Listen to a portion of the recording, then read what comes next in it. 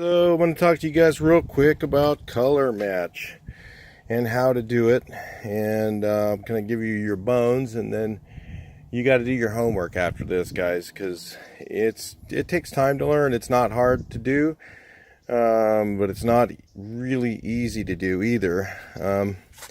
So anyway, I'm trying to get this color matched here, and trying to make, these guys did a color match, and it's just too, we went out to the site and it was just too purple. So I'm adding, so what you have to do is you can actually go on Google, okay, and you can look up something called a complementary color. And now the complementary colors are actually not colors that go with other colors. They're actually colors that are opposites in the color. So for instance, the complementary color of red is green. And so what does red and green make? Brown, which is neutral. So they cancel out each other's color. Which brown being neutral, you know, it's not an eyesore. If you got a color that's too red, it's, people will go, oh my god, that's pink, you know. So what do you add? A little bit of green. So I'm trying to explain this to you guys so you can look up for yourself. So what's the complementary color of purple? Complementary color of purple is yellow. So I've got a little bit of a sample here of this brown that's too purple, and I'm adding yellow to it to bring it back out of the stratosphere of purple and turn it into brown. So it's going to be getting it closer and closer to this color here. I've got to get that color matched. I don't know if you can even see it in the video, but it is quite a bit off. I'm getting closer. It was right here, way over here, and then I've brought some yellow into it, and it's more close to this color. It just needs maybe a little bit more yellow, and then I can actually dot check it on here. And this chart is actually a painted chart. So the cool thing about that is you can use reducer to remove it from this. This is not your typical automotive paint. This is Matthews paint. This is for sign industry related painting. Now the thing is you can use the same thing, cross trade it into from signs into automotive into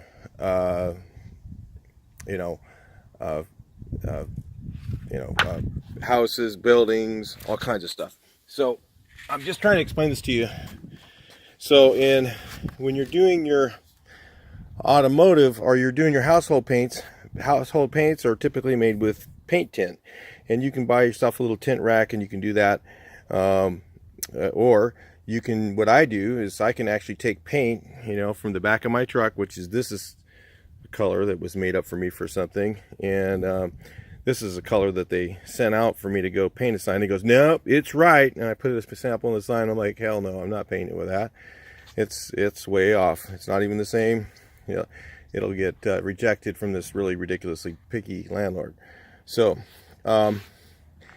so I can actually take paints out of the back of my truck. I could get, these are actually the automotive style AkzoNobel. Actually, these are not. This is Matthews paint, but this is actually Sikkens AkzoNobel. You guys know who Sikkens is? If you know automotive paint, it's real high-end stuff. AkzoNobel owns Sikkens, and this is their sign division called Grip Guard. So I don't know why they call it Grip Guard. It's that's kind of a stupid name for paint. Sounds like some kind of like guard that you put on your steps or something. But anyway, so the same principle can happen through any colorants, any paints, with household paint.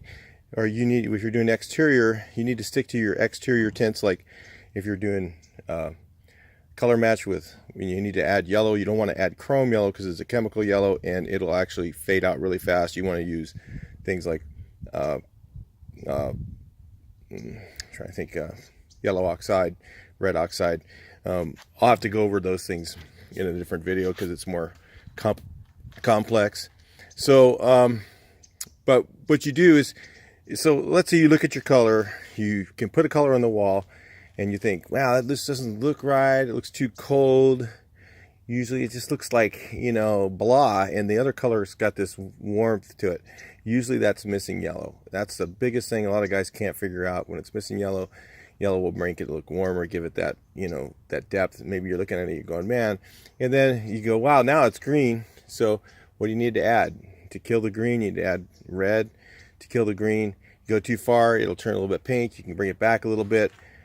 When you're doing it in the can of paint with tints, it's a little harder to do, because if you overhit it, then you can't bring it back. When you're just trying to use scrap paint, you can just add more from another gallon and just make more. You'll just end up with too much paint at some point.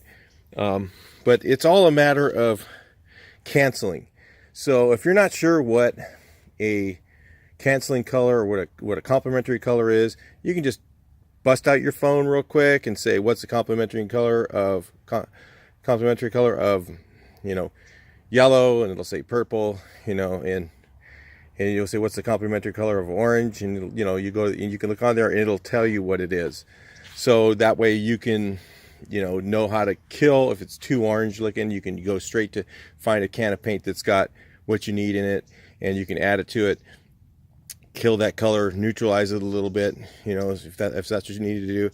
Or, you know, if you're trying to make a really blue or something like that, you can go ahead and, you know, with house paints, blue is just typically made, believe it or not, with black and white, and then you can add phthalo blue tint from there. But usually it's made with black and white first, and that's crazy enough, but it's the way it is. So the black has actually, you know, true black doesn't have blue in it, but every one of the blacks, almost everything that I've used has blue in it. Some of them don't, but like the Akzo Nobel black is gray. It's kind of gray. It's not black. And to make it real black, I have to add blue to it to make it look black. So people go, what? You know, wait, there's blue and black. If you add black to blue, or you add blue to black, it gets darker. So it doesn't turn blue. You don't even notice it. It just turns darker. And that's what they do with lamp black tint for house paints. So I'm just kind of opening the door up. The most important thing is get the color wheel out. Get yourself a color wheel, look online. I don't have one because I don't need one anymore. You know, I've been doing this so long, I don't need color wheels. And just get the color wheel out and look at the opposites, and then figure out those complementing colors, and learn how to kill one with something else, and then get back to that neutral and match your color, you know, because I have to do this so much. I get like buildings where they have no place I can get a sample, or I go to the paint store and I get a sample, and I take it down to the paint store and I put the paint store sample up, and I'm like, oh man, it doesn't even match. And I just spend an hour and a half going to the paint store, and now I'll come back and it doesn't even match, and then now I've got to play with it.